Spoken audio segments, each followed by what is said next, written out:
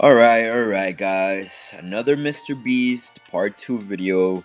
I have a couple updates. Mr. Dogpack just dropped a nuke Part 2 video on the new things regarding MrBeast. So, you know what, guys? Let's just right into it. So recently, a lot of stuff has been happening with MrBeast, like Chris Ava situation, faking videos, the live stream charity events. But today, Mr. Dogpack 404 did an interview with a former MrBeast employee. Yes, another MrBeast employee. Well, a former one.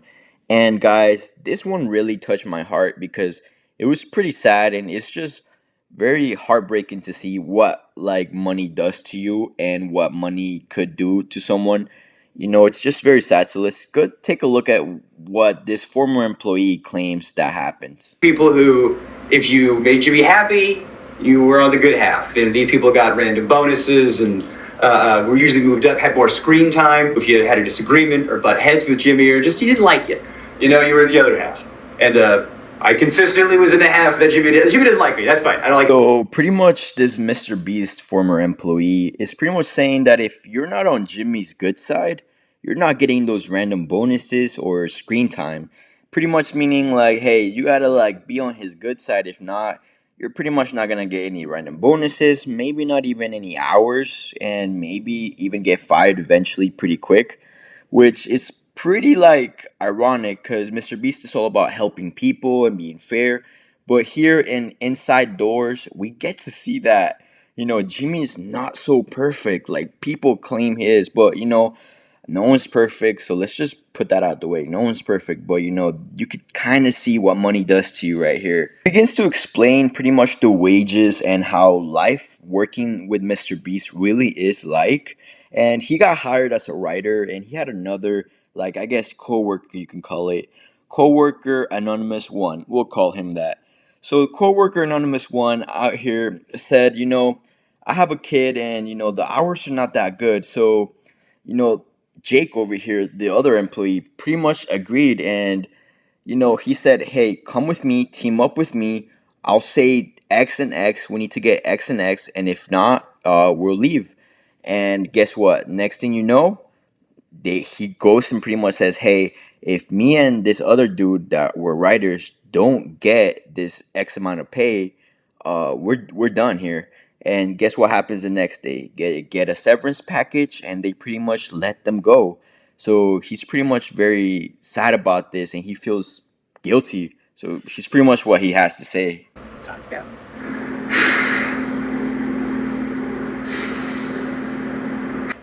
And I said my piece, and he backed me up.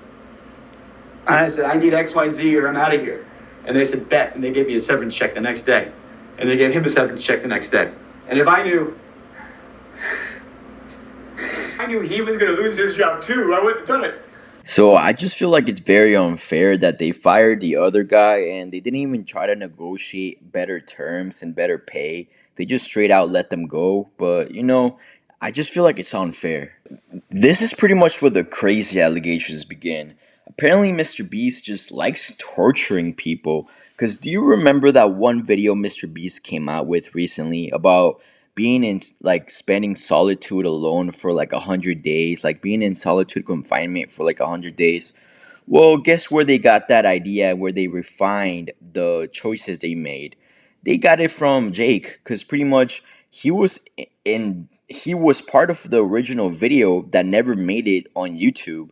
So there's a whole like maybe like 1 hour video of Jake doing solitary confinement challenge and getting tortured, making him do challenges, not turning off the lights, and not even having camera off time at all. So guess what happens? In the middle of this whole challenge, MrBeast approaches him and he comes out with a bag of money and he says, guess what? This is the money that you have right now, but this is the money you will get if you do this challenge. I want you to run like a whole marathon, like 25 kilometers. And guess what? He did it. He did it, but it was with consequences, guys. Take a look what he has to say. Today. He goes, you're gonna run a marathon.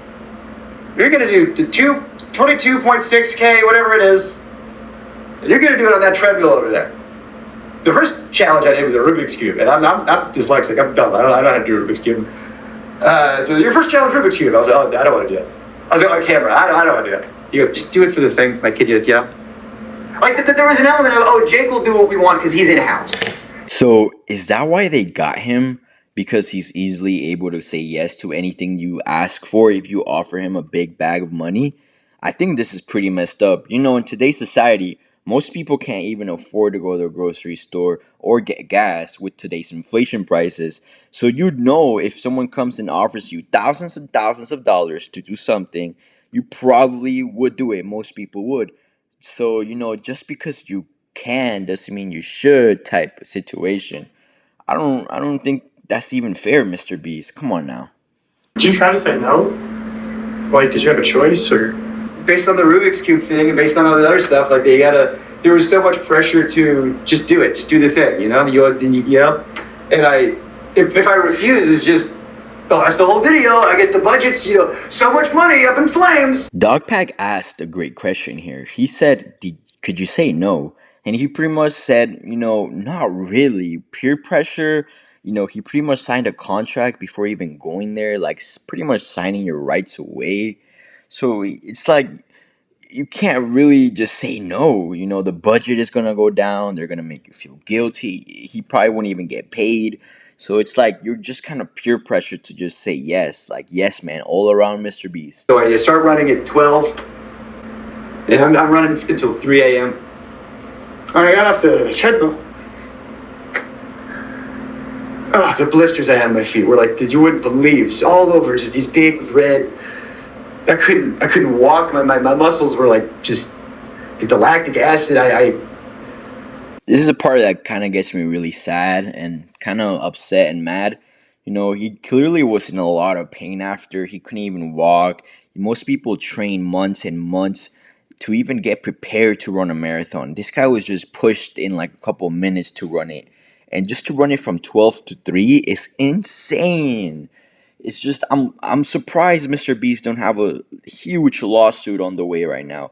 This guy could like pretty much sue Mr. Beast for torture and a lot of things, but it's just very sad that this even happened.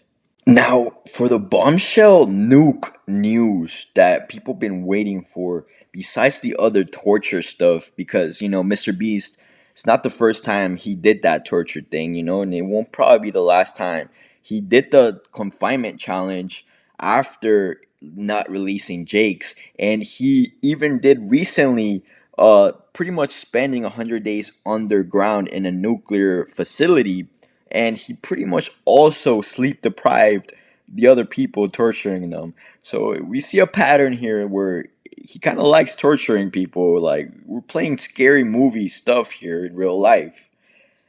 But guys, the next accusations, I just want to say disclaimer, these are just allegations. I don't want to get sued by Mr. Beast's team. These are all allegations. But what's going on is that apparently Mr. Beast and Mr. Beast's team are protected registered sex offender. Yeah, you heard me right. A registered sex offender. Now, there's proof, and there's a lot of proof in Mr. Beast's old videos. They might start getting taken down, but I'm going to try to post as much as I can before everything gets taken down. In previous Mr. Beast videos, you can see a guy with a mask.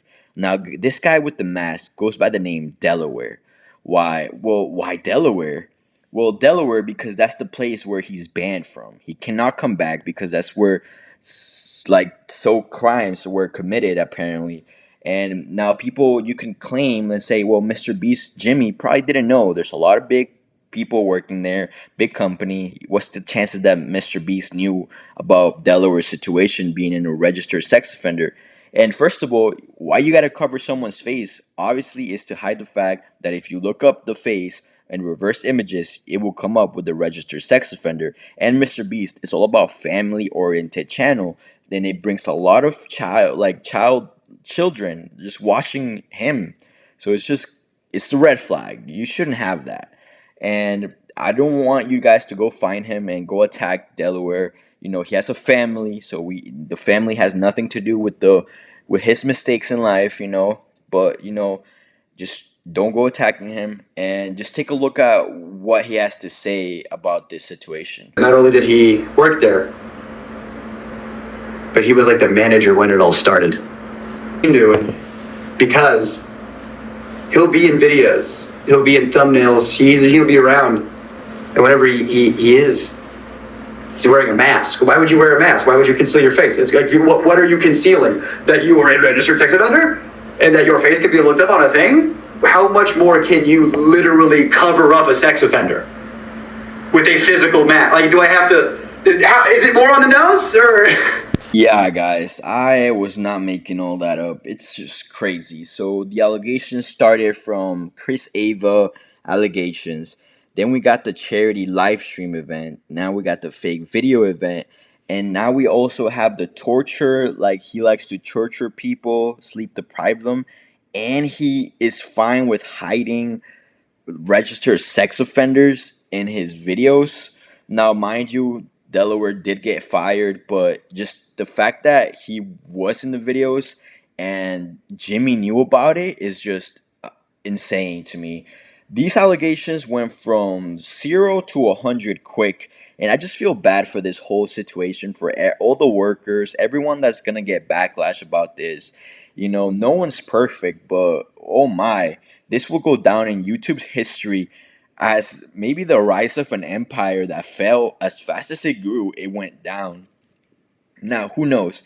This might be a story of David and Goliath. You know, a little person, a small YouTuber, going against a big major company. Like MrBeast is a major company now. It's not even a channel at this point. So it's just crazy that this is all happening, guys. I do not condone everything that Jimmy does, and it's just sad to see. I do love watching his videos, don't get me wrong. They are entertaining, and I'm pretty sure most of you will agree with me on that part, that they are entertaining, but maybe sometimes they're getting out of hand with some situations. And maybe behind the scenes, nothing is as perfect as it looks in front of the camera. So, guys, I don't know what else to say, but I hope you guys enjoy these quick recap commentaries. Make sure to subscribe, like. I'm MrNova, and I'm out. Peace.